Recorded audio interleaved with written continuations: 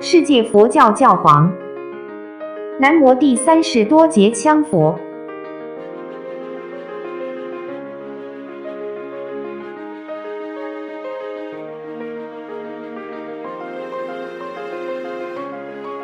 记者林福来综合报道。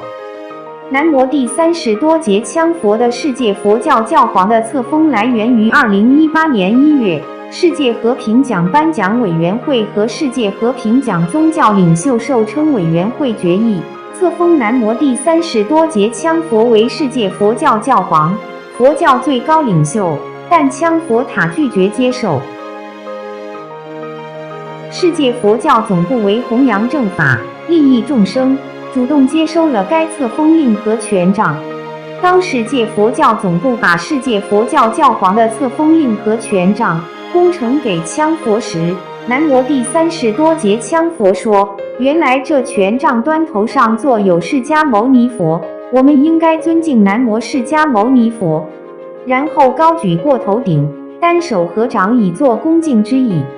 可是他表示他只是一个惭愧的修行者，坚决不接受这个封授，当即就退回给了两会。在今年9月23日，世界和平奖颁奖委员会和世界和平奖宗教领袖授称委员会做出了最终的联合决议，确定南摩第三世多杰羌佛退回册封令和教皇权杖的做法是无效的。于是在9月24日，世界和平奖颁奖委员会暨世界和平奖宗教领袖授称委员会主席 Susie Leggett 女士来到世界佛教总部所属的圣基寺，作出终极宣布。几十年来，本会给雷根总统、印度圣雄甘地、拉宾总理以及很多国家的总统、总理颁授了世界和平奖，从没有退回的先例。凡是本会做出的决定并已经实施了的，是十分严肃认真的决定，绝不予以更改。南摩第三世多杰羌佛教皇退回佛教教皇的册封令和教皇权杖是无效的，世界佛教教皇只能属于南摩第三世多杰羌佛，任何人无权代替得了。Leggett 主席将被南摩羌佛退回的册封令和教皇权杖再次请世界佛教总部代为接收。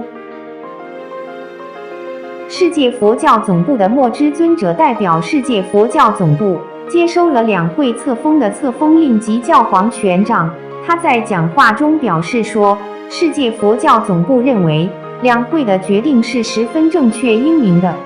自南摩释迦牟尼佛报化以后，就没有一位如佛陀一样统领大众佛教徒的最高领袖。但是教皇权位必须是非单一佛教派别的领袖有资质担当的，而唯一只有统摄整个佛教的领袖佛陀。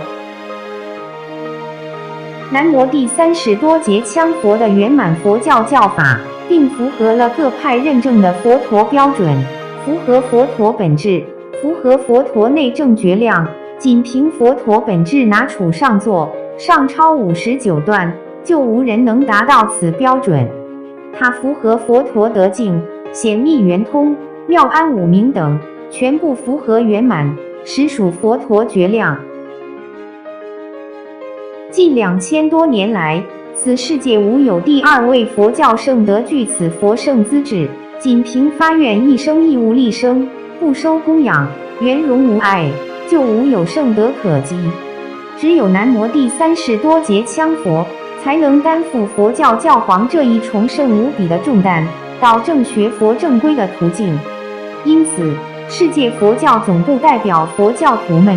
非常感谢世界和平奖委员会和世界和平奖宗教领袖授称委员会最终做出的决定。南摩第三世多杰羌佛无私高洁，其实质性的佛陀正量，五明高峰圆满无缺，是整个佛教的第一人，没有第二位佛教高僧大德圆满具备，这是实至名归、理所当然的佛教教皇。转载自台湾时报。